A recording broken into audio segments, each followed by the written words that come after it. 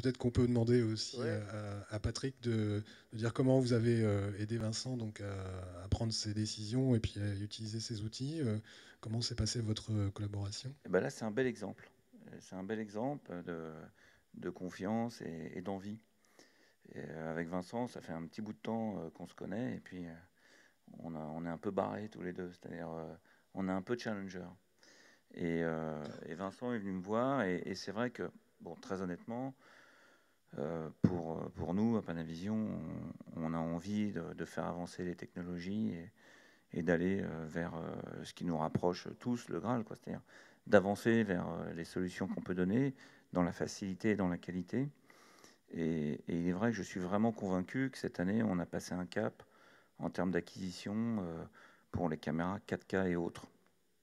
Et surtout, en termes de rendu couleur et de finesse, c'est quelque chose qui amène une sensation et un rendu vraiment différent des caméras qu'on a eues jusqu'à présent, qui sont, je ne veux pas dire le nom, mais qui sont devenues un peu un monopole et qui rendent, je dirais, l'image un peu fade. Et avec Vincent, je me suis dit, tiens, je pense qu'on doit pouvoir proposer un process simple qui va lui donner une satisfaction en termes d'image et une liberté. Et donc c'est vrai que j'ai un petit peu poussé Vincent. Au début, il me regardait bizarre en me disant, mais bon, ta caméra 65, je l'ai vue, c'est pas bien. Je lui ai dit, écoute, viens voir des images, regarde les images et après voyons.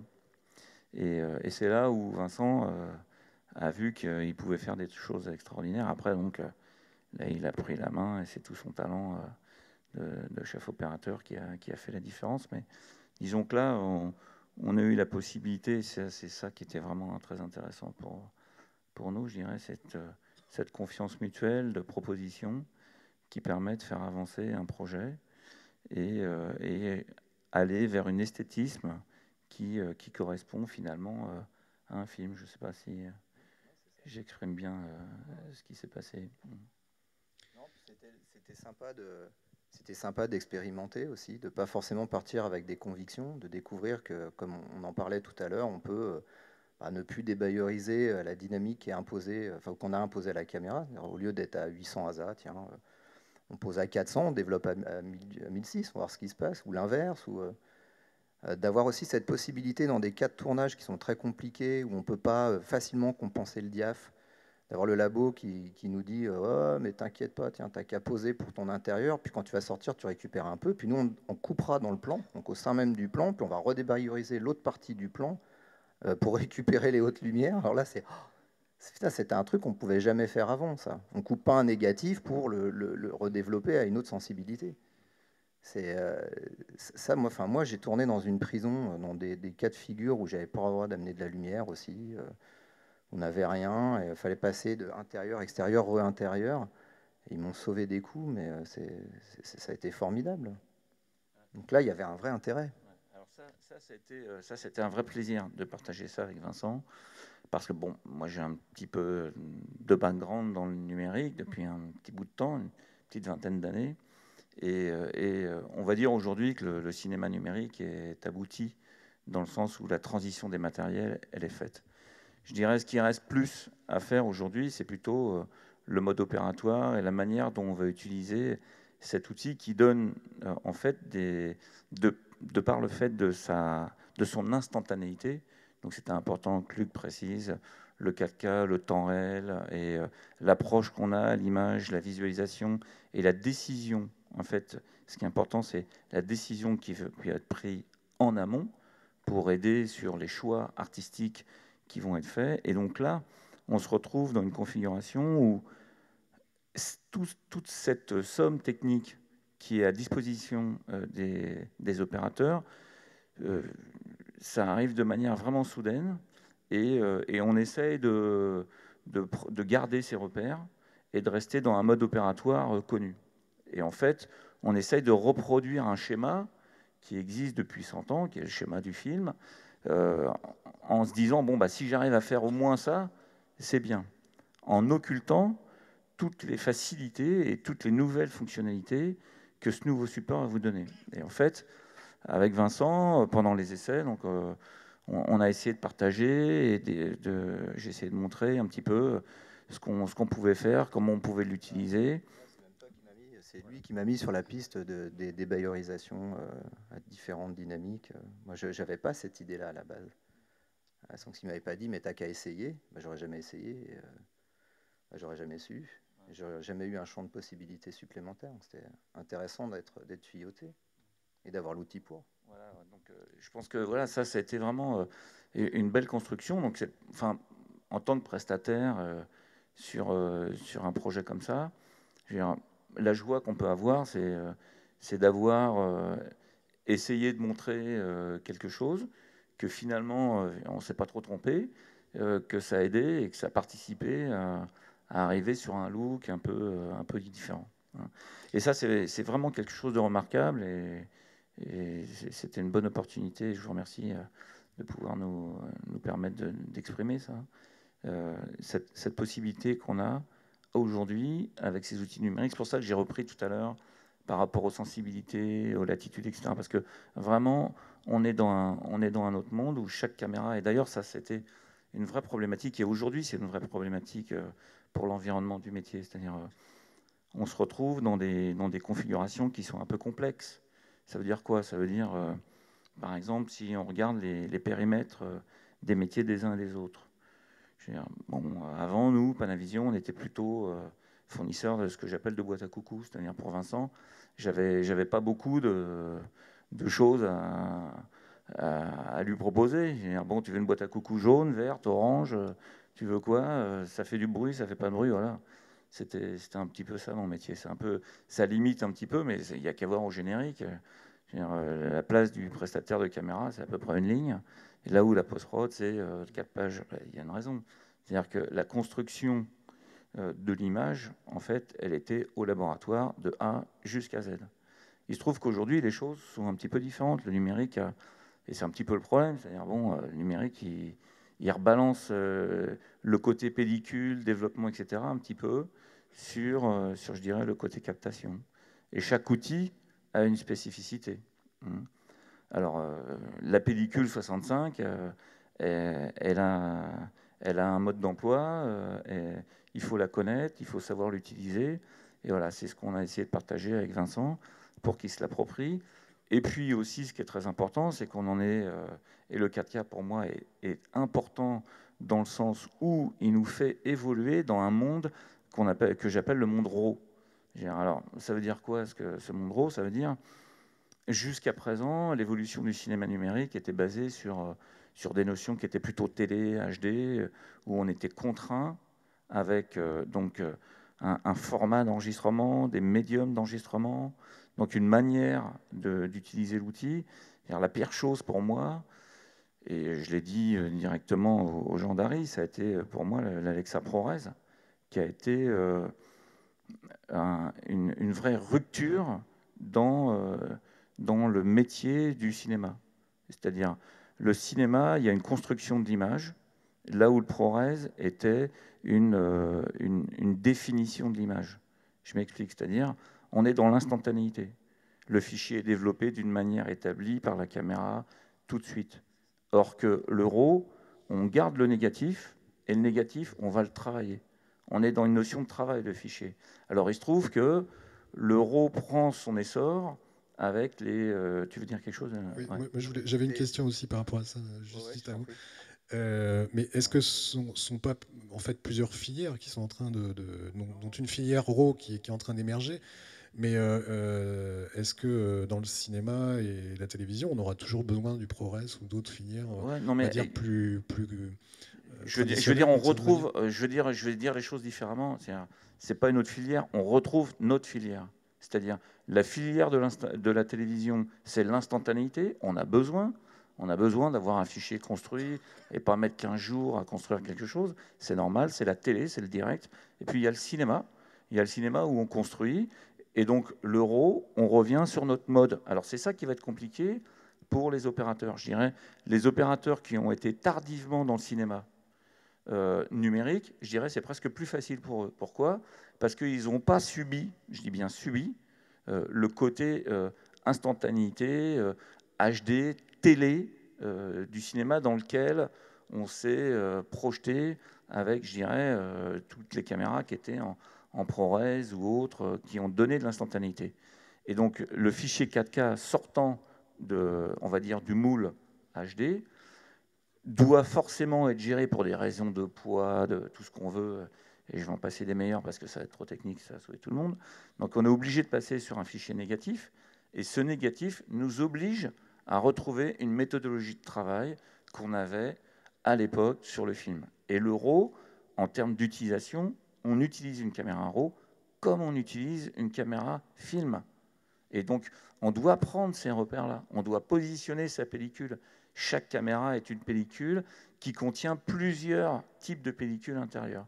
C'est ce que j'essayais de partager avec Vincent en lui montrant, regarde, si tu tournes comme ça, si tu surdèves comme ci, tu sous-dèves comme ça, tu vas avoir la même sensation que ce que tu avais avec le film. Et je pense qu'il a retrouvé cette sensation. Mais juste, vous avez réussi, entre guillemets, cette expérience avec Vincent Gallo, mais est-ce que c'est quelque chose qui est reproductible au sens qu'est-ce que, vers les productions de films qui vont venir vers vous pour savoir quel format adopter en tournage et post-production, vous pouvez leur dire systématiquement on va aller vers du RAW. Aujourd'hui, je ne suis pas certain que... Alors, en fait, ça dépend uniquement de l'équipe. Donc, et c'est pour ça, connaissant un petit peu Vincent depuis un petit bout de temps, il y a une notion de confiance qui s'établit, et puis il y a une envie. Il faut avoir envie. Et je pense que c'est juste une notion de transition. C'est-à-dire que, comme je vous disais, le matériel numérique dans le cinéma, la transition, elle est faite. D'ailleurs, tu l'as même dit toi-même, il y a 97% des cinémas qui sont équipés. Nous, en caméra numérique, bon, bah, le film cette année... Ouais. Aussi, c'est que c'était avant une question de pognon. Faut quand même, personne n'ose dire ça, mais ouais, ça l'est toujours. Moi, j'ai eu de la chance de faire des pubs en RAW cette année. Et ça a commencé même l'année dernière. J'essaye de le vendre à chaque fois. Et effectivement, purée, quand je vais étalonner après, même sur un écran qui est grand comme ça, au lieu d'un truc de 6 mètres de base, ah bah, y a quand même une sacrée différence, quoi. Mais par contre, ça coûte plus cher.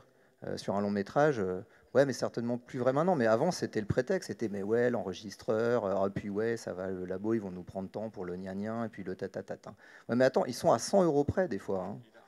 Mais c'est vrai. Attends, nous, on nous a fait tourner en ProRes à cause de ça. Et il n'y a pas d'autre raison. Alors maintenant, je pense que tu as raison, le fossé est en train de complètement disparaître. Ouais.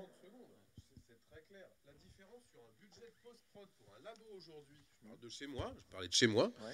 Quand tu as 200 000 €, on fait 200 000 €, l'écart, il va être de 4 000 €, 196, 200.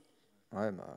D'accord. Ouais, mais attends, nous, 196 en ProRes, 200 000 en... Ouais, mais moi, je connais des gens qui viennent te dire, attends, c'est 4 000 € plus cher et tout. Et t'es là, ouais, mais c'est que... Moi, on me prive d'une Western Dolly sur des tournages, qui a un truc avec des grosses roues pour pouvoir rouler partout, parce que ça coûte 150 € par semaine. Donc, il y a des niveaux, des fois, d'échange avec nos directeurs de production qui fait que 4 000 € de plus, c'est déjà 4 000 € de trop.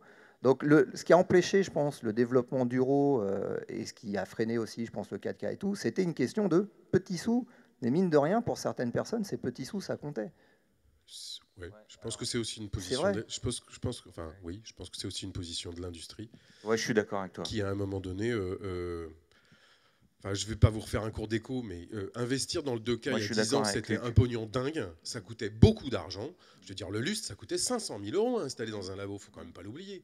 Et pour amortir ça, c'était très compliqué. Donc, nous avons, et je m'englobe dedans, eu à un moment donné un intérêt à expliquer que le 2K, c'était beaucoup mieux que le 4 et que ça coûtait beaucoup moins cher. Parce qu'il fallait amortir. On va rentrer dans des choses très économiques. Il fallait amortir nos installations. Je te remercie, Luc, de ta sincérité. Et c'est fondamental. Et on ne peut pas sortir si tu veux. C'est pour ça qu'aujourd'hui, c'est facile pour moi de dire ouais, j'arrive, je suis le dernier entrant sur le marché, entre guillemets, je fais du 4K, temps réel, natif, c'est formidable, ça ne coûte pas plus cher. Oui, parce que les fournitures coûtent beaucoup moins cher. Et l'infrastructure coûte beaucoup moins cher. Ça, c'est une réalité. Et qu'on peut le faire. Des labos qui se sont équipés il y a 6 ans, 7 ans, qui se sont mis 17 millions d'euros, je sais de qui je parle, 17 millions d'euros d'investissement, tu te doutes bien qu'à un moment donné, ils ne peuvent pas avoir, en termes de valeur économique, ils ne peuvent pas dire que ça coûte le même prix. Ils se mettent en danger eux-mêmes. Ouais, mais chez mes amis prestataires de caméras, c'est pareil. On va sortir une caméra tous les 2 mois. Attendez, c'est un délire, quoi. On ne sait même plus. Et en plus, tout le monde veut tout le temps la dernière nouveauté. C'est, oh tiens, on va tourner avec la Blackmagic. Oh là, c'est 500, c'est 300, la machin, la truc. Et c'est là où Patrick Leplat a une position quelquefois un peu radicale. C'est-à-dire, comme j'expliquais tout à l'heure, la limite entre le travail des uns et des autres est compliquée parce que le film se faisait avant dans un laboratoire du début jusqu'à la fin, et aujourd'hui, c'est plus le cas. Et parce que si on veut protéger notre métier de prestataire de service qui doit donner le meilleur service et le choix donc, aux gens, donc nous, alors je parle pour nous, à Panavision, on a décidé de sortir de cette notion économique à tort. C'est-à-dire à tort, je dis non, pas à tort, à raison, mais contre le courant de ce qui peut se passer. Et donc effectivement, ça met l'industrie de la caméra en danger. Et là où c'est vrai, quelquefois, c'est compliqué, c'est lorsque tu fais l'effort d'investir quelques millions d'euros dans un matériel et que le matériel n'est pas traité correctement. Donc là, c'est vrai que c'est... je me suis impliqué beaucoup, Vincent le sait, dans les post-prod, dans les flux, dans les workflows, dans la notion du traitement d'image, parce que le développement du numérique est fondamental. Et un développement numérique, c'est pour une post-production, c'est pareil que pour un leurre de caméra. Je ne suis pas capable de dire qu'il y a une caméra qui va faire tout bien, et une post-production ne peut pas dire qu'il y a un workflow unique qui va faire tout bien. Donc ça veut dire qu'il faut se mettre en question de tous les côtés. Du côté de la caméra, où on doit évoluer vers des nouveaux outils, mais aussi du côté de la post-production. Parce que la chaîne image et le résultat qu'on va donner, c'est un ensemble à la fois d'un outil de devant et d'un outil de derrière. Est-ce qu'on peut dire que... Enfin, est-ce que le RAW, d'une certaine manière, donc tel que vous en parlez aujourd'hui en tout cas, c'est une réponse à l'obsolescence des matériels, dans la mesure où il n'existe pas de standardisation aujourd'hui du RAW. Chaque caméra a un peu c'est l'inverse. Son mode RAW. Donc comment on arrive justement à suivre cette obsolescence également, même du travail de laboratoire, enfin de dématrissage? Mais pour moi, le RAW, c'est libérant. Je suis libéré avec le RAW. Parce que, contrairement à ce que tu dis, c'est l'inverse. Ça me met dans un schéma établi. Ce qui est pas établi, c'est lorsque tu as un format, pas de fichier, mais un format, on va dire, d'enregistrement, support, qui est propriétaire. Par exemple, le Betacam, le DVC Pro, toutes ces choses-là me mettent dans un carcan où je ne peux pas sortir. En fait, le RAW en termes de fichiers, pour moi, mon workflow, il est établi et il ne bouge plus. D'ailleurs, on va en parler tout à l'heure avec Philippe. On a Philippe Renaudot, donc on a développé un soft qui s'appelle le PRM, Panavision Roche Management. L'objectif de cet outil-là, c'est justement de donner quelque chose d'identique, quel que soit le support. Parce qu'en fait, qu'est-ce qui change dans le RAW? Dans le RAW, on a quoi? On a la taille du fichier, mais c'est toujours un fichier qui est véhiculé de la même manière. Les supports sont dématérialisés. Donc finalement, c'est relativement simple. J'ai juste des petits codecs à mettre en route. Donc là, Philippe, il tombe dans le coma quand je dis ça, parce qu'on en met en route tous les 3 semaines ou tous les 3 mois. Mais sinon, le mode opératoire du fichier, qui pèse 10 kg, 50 kg, 200 kg ou 4 Tera, c'est pareil. Donc il faut adapter les tuyaux en fonction du fichier qu'on va avoir. Et c'est là où c'est mal connaître, je dirais, la notion de fichier informatique que de penser que plus petit va plus vite que plus gros. Ça dépend de ce qu'on va mettre, dans quoi on va mettre le plus gros. Parce qu'aujourd'hui, moi, un fichier RAW qui pèse 4 fois plus lourd qu'un fichier ProRes, je vais plus vite qu'avec un fichier ProRes. Parce qu'on a une structure autour du fichier RAW qui fait qu'on l'utilise beaucoup plus rapidement. Donc en fait, aujourd'hui, pour moi, c'est moins cher. Et c'est très simple. On regarde et je vais vous faire un petit exemple, ça va faire rire tout le monde. On regarde une carte ProRes. Une carte ProRes 64 Go. D'accord ? Ça vaut 1 200 €. D'accord ? Donc, on regarde une petite carte Gemini de mon enregistreur RAW sur Alexa, qui fait 512 Go. Elle vaut pareil, 1 300 €. Donc la différence, c'est à peu près 8 fois la capacité pour le même prix. Ça veut dire que, sachant que l'euro est 4 fois plus lourd que le ProRes, j'ai toujours un rapport 2. Ça veut dire que l'euro, il est 2 fois moins cher que le ProRes. C'est drôle, non? C'est bien, ça me donne des arguments pour les productions. Je suis content de revoir. On va peut-être en parler maintenant, d'ailleurs, si vous vouliez parler des process effectivement de gestion des rushs, parce que le temps passe, je crois. Donc, est-ce que, avant que Philippe vienne peut-être à la tribune, est-ce que vous pouvez nous dire comment vous avez travaillé sur le film, sur le tournage du film? Excusez-moi, messieurs, je vous dérange. Mais je voulais savoir justement sur le plan purement du process technique, comment vous avez géré la quantité de rush importante sur un long métrage que ça représente. Bon, moi, c'était hyper facile en fait. J'envoyais mes cartes au labo et je recevais des snapshots ou des rushs. Et alors, c'est d'une simplicité enfantine. C'est comme si on envoyait un négatif film au laboratoire. Alors, il y a d'autres méthodes. On s'est posé la question à l'époque de partir effectivement avec une machine de data management. Pour en revenir à des histoires d'économie, ça faisait rentrer un nouveau salaire dans l'équipe. Et là où j'en étais, ce n'était pas possible, parce qu'il fallait quelqu'un quand même pour s'en occuper. Et c'était un tournage à 2 caméras, quand même assez speed, même si c'est un film d'ambiance. Et bon, avoir quelqu'un en plus, c'était important, parce que je ne pouvais pas décharger ce travail sur un second assistant ou un stagiaire, qui étaient, je pense, déjà assez occupés. Donc bon, ben, le labo a eu la gentillesse de nous proposer la solution, de leur envoyer les cartes en fin de tournage, et ils nous les renvoyaient le lendemain, donc avec une note si on pouvait les effacer ou pas. Donc on est parti avec 16 cartes, je crois, en tout. Et envoyé par routage traditionnel, ou parce que pour le coup, vous n'aviez pas de sauvegarde particulière en plus de ces cartes Pas sur le plateau. Pas sur le plateau. Ouais. À part un combo, donc un enregistreur de retour vidéo, quoi. Ah ouais, mais n'empêche que ça marche bien. Hein. Bon, il y a eu 0 problème. No problem. Alors, bon, il se trouve que là, c'était un petit peu compliqué.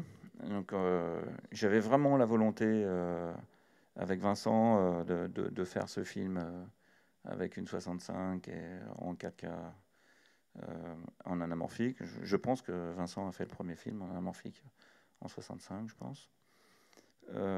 Et c'est vrai que d'ordinaire, je pense qu'on n'aurait pas fait ça, parce que le coût des cartes est monstrueuse et que je l'ai un peu pris sur mon dos.